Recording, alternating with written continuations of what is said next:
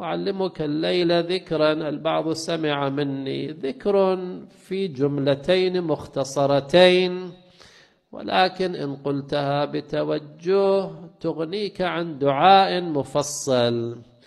ولكن الكلام متى؟ عندما تكون في الشدة، في أزمة.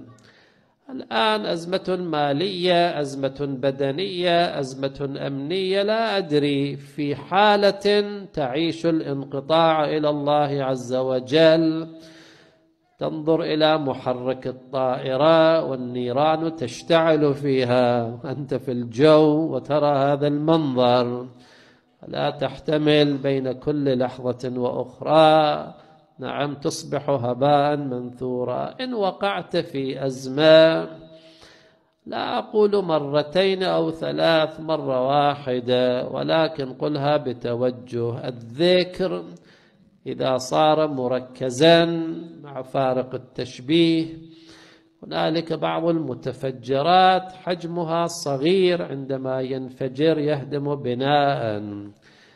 ذكر صغير مختصر، ولكن هكذا يصل إلى العرش. إلهي قد ترى ما أنا فيه.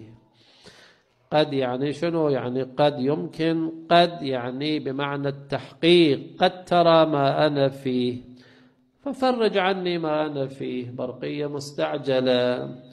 إنسان يغرق في البحر، ماذا يقول؟ يذكر قصيدة مثلا، أو يقول أنقذوني أنقذوني، كلمتان.